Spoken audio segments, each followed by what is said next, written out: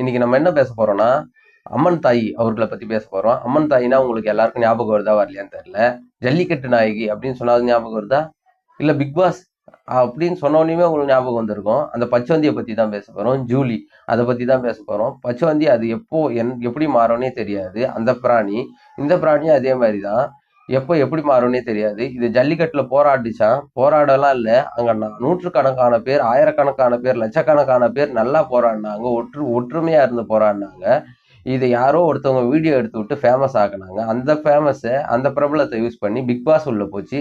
Big pass உள்ள போனதுக்கு அப்புறம் தான் இது எப்படியாப்பட்ட ஆளு, இதோட கேரக்டர் என்ன, இதோட சுபாவம் என்ன, இது எல்லாமே பிக் பாஸ்ல பச்சையா தெரிஞ்சிச்சு. இது ஒரு பச்சோந்தி அப்படின்றது. இந்த பச்சோந்தி வெளியே வந்துட்டு பேருக்கு எடுத்துட்டு வெளியே வந்து அழுது புரண்டு அப்படி இப்படின்னு பண்ணி வீடியோ போட்டு, நான் அப்படி கிடையாது இப்படி கிடையாதுன்னு சொல்லி வீடியோ போட்டு சரி போனா போதுன்னு விட்டாங்க. அதுக்கப்புறம் நான் போற வர வம்பெல்லாம் வாங்கி வச்சுன்னு இருந்தது.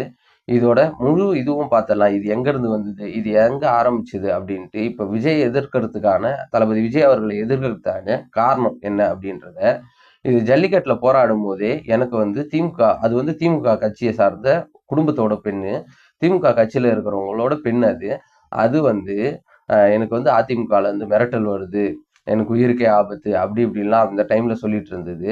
அந்த ஜல்லிக்கட்டு போராட்டம் முடிஞ்ச உடனேயும். அதுக்கப்புறம் பார்த்தீங்கன்னா ஸ்ட்ரெயிட்டா போய் கலைஞர் டிவியில் ஐக்கியமாச்சு. இந்த பிக் பாஸ் முடிஞ்சு வெளியே வந்த உடனேயும் எல்லாருக்கும் விஜய் டிவியில் தான் வாய்ப்பு கிடைக்கும். அந்த விஜய் டிவியே வேணாம்னு சொல்லி தூக்கி அடிச்சுட்டு அப்புறம் இது போய் கலைஞர் டிவியில் சேர்ந்து அவங்க கொஞ்சம் ஷோ பண்ணிட்டு இருந்தது.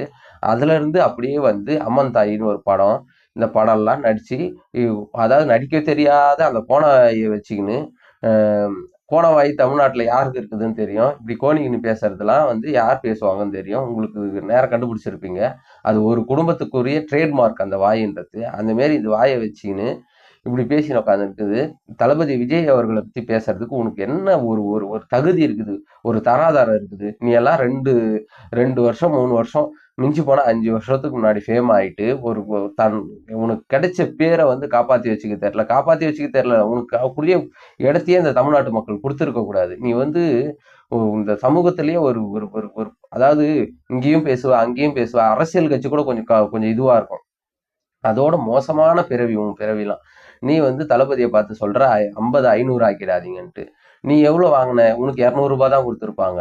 200 ரூபாய்க்கு ஏற்ற மாதிரி பேசு. எதுக்கு இவ்வளவு பேச்சு பேசுற? அதுவும் இல்லாத தளபதி அந்த ஸ்டாலின் அவர்கள், முதலமைச்சர் ஸ்டாலின் அவர்கள்கிட்ட சொல்லியிருந்தாரு, என்ன தொடுறதா இருந்தா என்ன தொடுங்க, என் தொண்டர்களை தொடாதீங்க, என் மக்களை, என் ரசிகர்கள் தொடாதீங்க, நான் வீட்டில தான் இருப்பேன், பனையூர்ல தான் இருப்பேன் அப்படின்னு சொல்லிட்டு. அதே மாதிரியே இந்த அம்மா சொல்றாங்களாம்.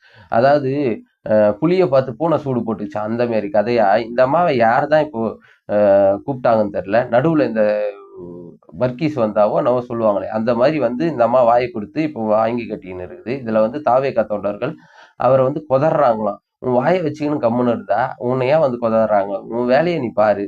அங்க படம் நடிச்சு ஓடலை. இப்ப யாராவது பெரிய ஆளை நம்ம எதிர்த்தா நம்ம அவங்க நம்ம மேல அட்டென்ஷன் வரும் அப்படின்னு சொல்லிட்டு நீ இந்த வேலையை பார்த்துன்னுக்கிற. நீ ஆனா கண்டிப்பா எங்கேயோ வாங்கி கட்டின்னு போற, அது மட்டும் தெரிஞ்சிச்சு. உன் வாய் அடக்கிறது ஜூலி ரொம்ப நல்லது. பெண்களை மதிக்கலாம், ஆனா இந்த மாதிரி பெண்களை மதிக்க கூடாது. தளபதியை பொறுத்தவரையிலும் அதிமுகல ஜெயலலிதா அம்மா எப்படி மகளிர் பேரவை வச்சிருந்தாங்க, மகளிர் அணி வச்சிருந்தாங்களோ அதே மாதிரிதான் இனிமேல் தளபதி அவர்கள் மகளிர் அணியை ரொம்ப ஒரு ஆக்ரோஷமான நிலையில வச்சிருந்தாதான் இந்த மாரி சாக்கடையெல்லாம் அகற்றுறதுக்கோ இல்ல அதுங்கெல்லாம் எதிர்த்து வரும்போது நம்ம போராடுறதுக்கோ நல்லா இருக்கும். ஏன்னா அதிமுகவை யாராவது ஒருத்தவங்க விமர்சனம் பண்ணிட்டாங்க அப்படின்னா மகளிர் அணி தான் முதல்ல வாய்ஸ் வரும். போராட்டம்னாவே முதல்ல மகளிர் அணி தான். இந்த மாதிரி நமக்கு மகளிர் அணியை ஸ்ட்ராங் பண்ணி வச்சிருந்தோம்னா இந்த லூஸ் எல்லாம் பேசுறது. இது இன்னொன்னு திமுகல போய் ஜாயின் பண்ணிட்டு அது ஒண்ணு கொஞ்ச நாள் இது பண்ணிருந்துச்சு. அதோட கொட்டத்தை அடக்கி விட்டாங்க. அந்த மாதிரி இதோட கொட்டத்தையும் அடக்கணும். அதுக்கு நம்ம மகளிர் அணியை ஸ்ட்ராங்கா வச்சிருக்கணும் அப்படின்னு சொல்லிட்டு இந்த வீடியோவை முடிச்சுக்கிறோம். நன்றி, வணக்கம்.